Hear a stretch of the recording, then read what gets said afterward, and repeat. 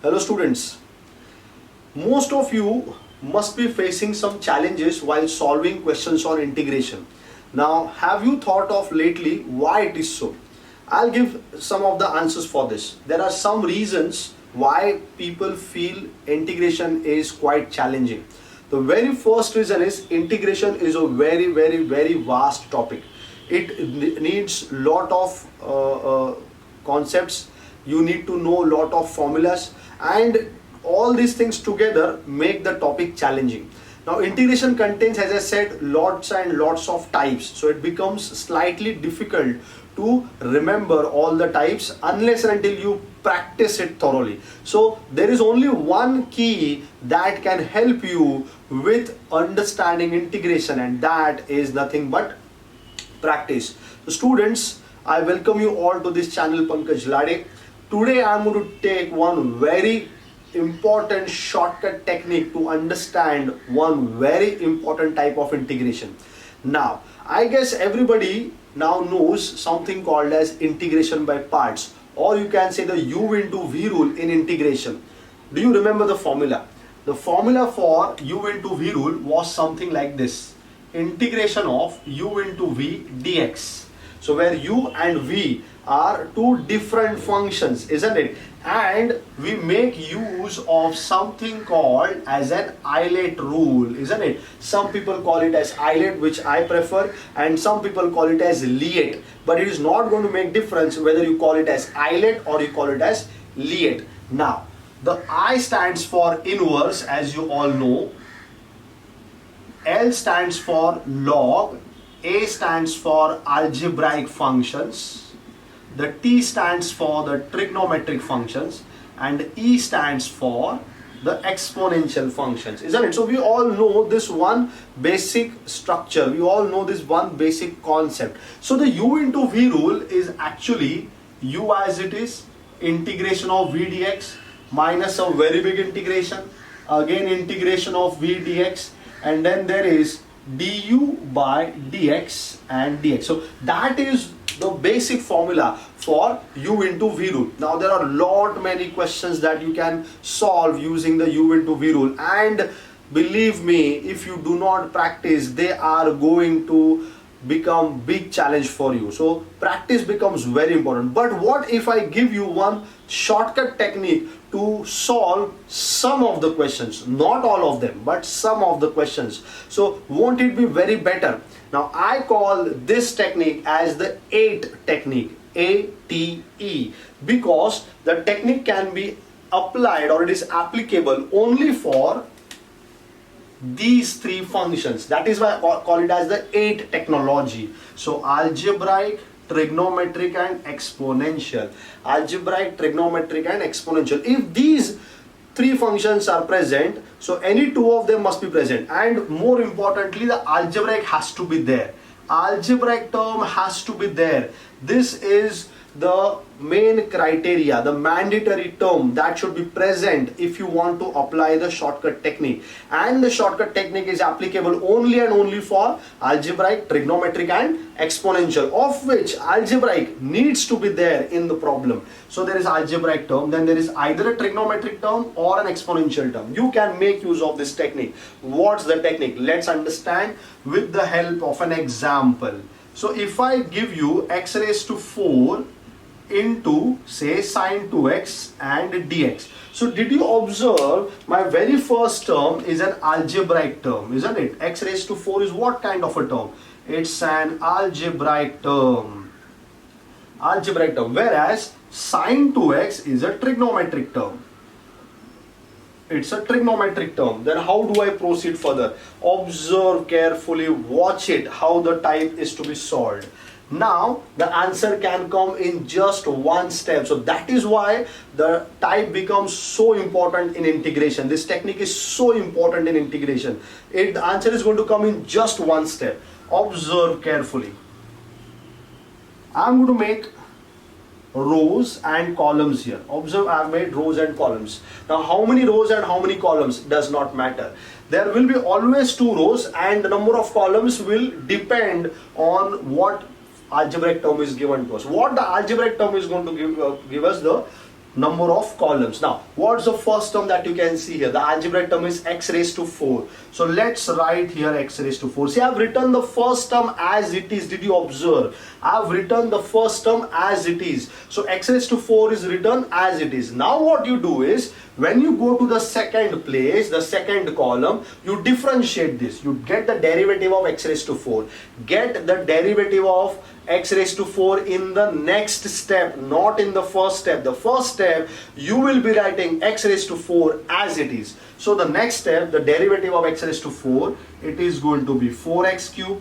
The next step, derivative of 4x cube. See, it's very simple. You just keep on getting the derivatives until it vanishes. So 4x cube, the derivative is going to be 12x square. When you move ahead, the derivative is going to be 24x. When you go further again, the derivative is going to be 24. It's very simple. You just keep on getting derivatives, but remember, in the very first step, you will write the algebraic term as it is.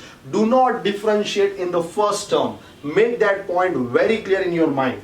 Now, in the second row, see what you'll be doing. While getting the derivatives, so the first row is all about derivatives, isn't it? But not from the very first step.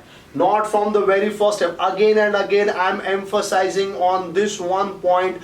Do not start differentiating from the very first step. Write the term as it is in the first step and start differentiating from the second step. But now when you come to the second row, where I'm going to get integration. I'm going to get integration. So the first step, you get derivatives. The first row, you get derivatives. The second row, the second step, you get integration. Now, take the second term. Take the second term and you start integrating from the very first step. Remember this. Start integrating from the very first step, but not differentiating from the first step. Differentiation starts from the second step and the integration starts from the very first step. So let's get the integration. Now you have to be very strong with your basic derivatives and integration. That is one key part to solve this technique. So what's the integration of sine? It is minus cos. What's the integration of sine 2x? It's minus cos 2x upon 2. So I'm going to write here minus cos 2x upon 2, isn't it? Whatever answer you have got, see, while getting derivatives also we use the same technique. We have got the derivative of the term that we obtained here, isn't it? We moved on to the next step. We got the derivative of the term obtained here in the next step. We got the derivative of the term obtained here in the next step. The derivative of 24x comes 24, so it is written in the next step. The same thing you will do with integration. Whatever answer you have got here in the very first step, you are going to get the integration of this term. You are going to get the integration of this term that you have got here. So the minus sign remains as it is. Integration of cos is sine, isn't it? So that's sine. Again 2x will come, divided by 2, and this 2 is already present there. So that becomes 4, isn't it? Again, if you integrate it ahead, so minus and 4 are constants. Integration of sine is going to become again minus cos. So that gives me plus cos 2x upon, this time it becomes 8. Are you getting this very clearly, how the numbers are coming in the denominator? Let's move ahead. Here you get sine 2x upon 16. See how simple it is. I'm just getting integration in the succeeding steps, isn't it? So here I got integration. The next succeeding step I got integration. The next succeeding step I'm again getting the integration. So the last step again I'm going to get the final integration. Integration of sine is going to be minus cos. So I write here minus cos, and that's 2x upon, it's going to become 32. Just wait, the steps are not yet over. The last thing that you now need to do is multiply these columns, multiply these all columns, and you put up alternate plus and minus sign. You put up alternate plus and minus sign. See, let's put alternate plus and minus sign. So now if I get this entire answer, the answer is just going to take one step, isn't it? That's a one step answer. So I can get my answer as plus x raised to 4 into minus, so that gives me minus x raised to 4 cos 2x upon 2. Just multiply the two terms in the column, just multiply them. Come here, this 4 and 4 will get cancelled, and the minus and minus becomes plus. So my answer comes plus 4 and 4 has cancelled, x cube into sine 2x. Let's move ahead. That's plus and plus.